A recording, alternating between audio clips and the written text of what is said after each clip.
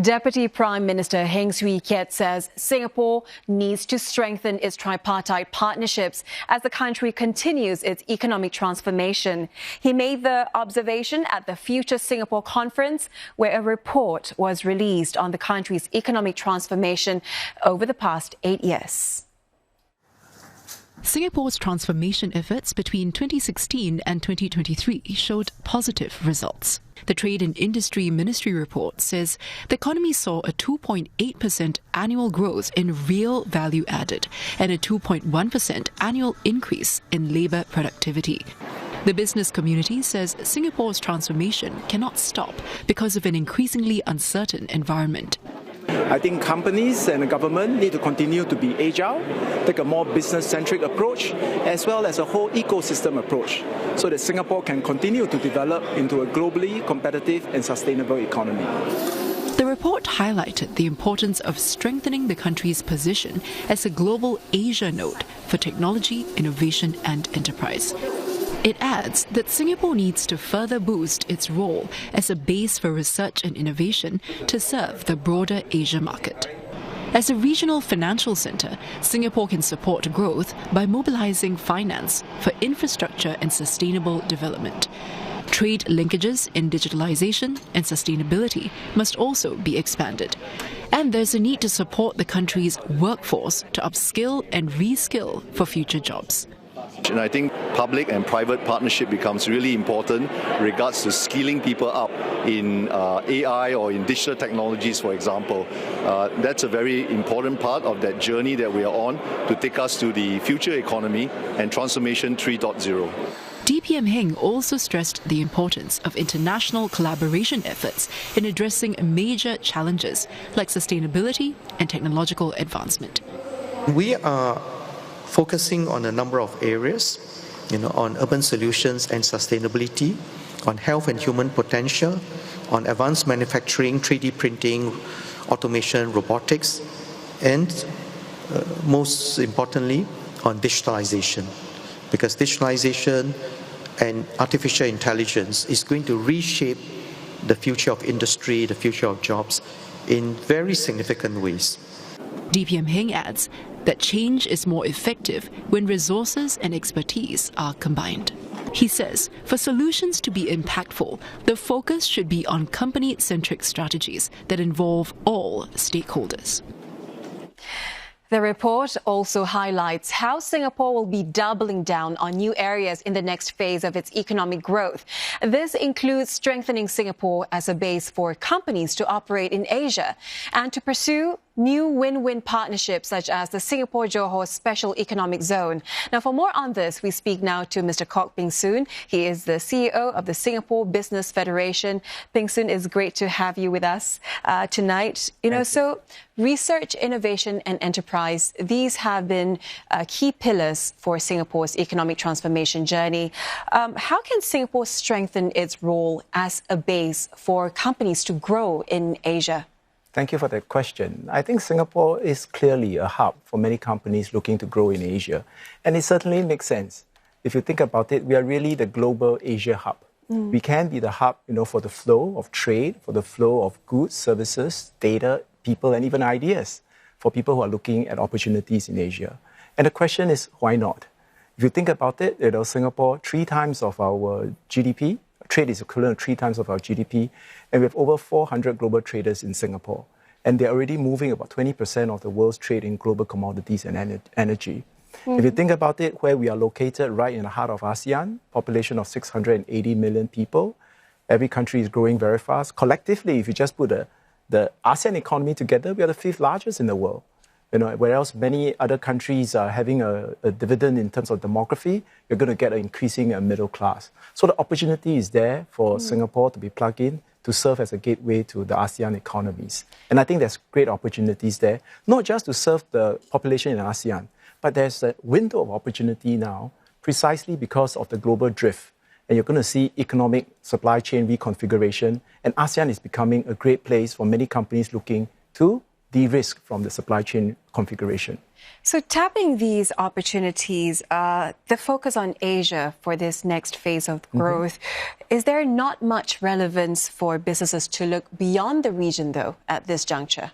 Well, I wouldn't say there's no reason for them to look beyond, but as I mentioned, I think the tremendous opportunities are already in Asia, and it's really at our backyard. Based on our survey, most of the companies looking to expand overseas are saying it's Malaysia, Indonesia, and Vietnam. There are companies looking for further opportunities in Latin America, in Central Asia, as well as in Africa. But why miss your own backyard when it's so much easier for you to do business over here?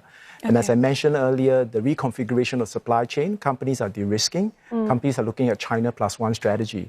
And that plus one usually happens around in ASEAN, whether in Vietnam, in Malaysia, Indonesia, or maybe further afar in India. And these are all countries in which Singapore businesses have the links and can add relevance to our companies. So it is important to look at expanding Singapore's connectivity with the rest of the world. But if we were to focus on the Singapore-Johor Special Economic Zone and the Singapore-Johor-Riau growth triangle, what is the potential there? What are the advantages for business communities in tapping these opportunities? I think businesses are very excited, with the MOU that's signed, with the potential of the Johor-Singapore SEZ. There's great excitement, there's great hope. But I must say, I suppose there's also a sense of a bit of a déjà vu. It's not something that we have not tried before in the past. Many, many years ago, we had this idea of Sijori, Singapore, Johor, and Riau Islands. We have made certain progress, but I think there are also forces that are not aligned, to make this realize its potential. So I think the excitement of the Johor-Singapore SEZ today is because there's a certain sense of a renewed commitment of two countries to want to work together. There are long-standing bilateral issues, and when we poll the companies, they are full of excitement. In fact, recently, we compiled a report of over 40 recommendations across 4 focal areas. How do you deal with the availability of talent? How do you move people much easier? How do you move goods as well as investment facilitation? And if some of these recommendations can be applied and implemented by the governments, I think businesses will be able to move some of their operations to Johor so that together, between Johor and Singapore, we can be greater together. There is also focus on meeting net zero carbon emissions targets by the year 2050.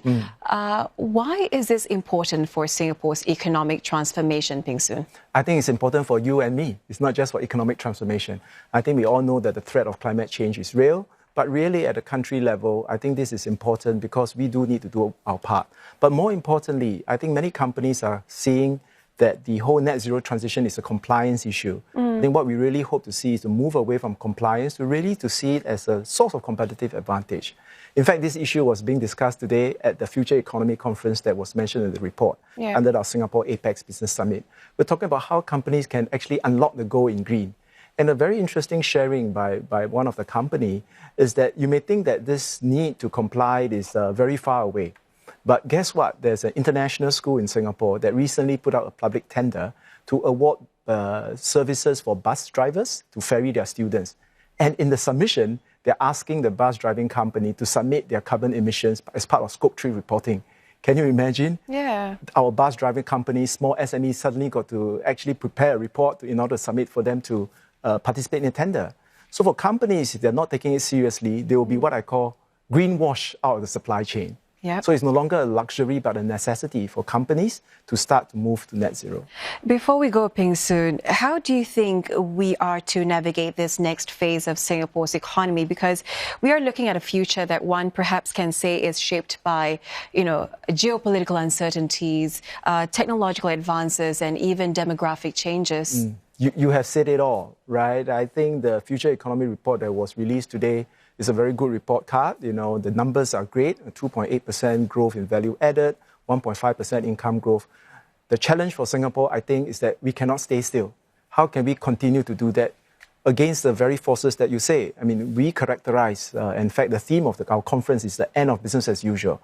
And this end of business as usual is happening because of 3 key forces. One, the increasing external uncertainties, the geopolitical tensions, the US-China relations, whether it's a Trump administration or not, that's going to be happening.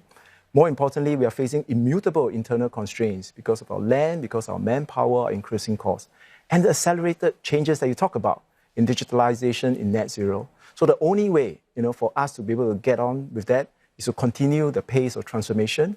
It requires us to strengthen that very unique trust in our society between government, between people, between the businesses, and to build an ecosystem approach so that we can be more confident in growing our economy in the next phase. Peng Soon, it's always great to have you here with us and sharing your insights with us. Thank you so much for that. That was Peng Soon from the Singapore Business Federation.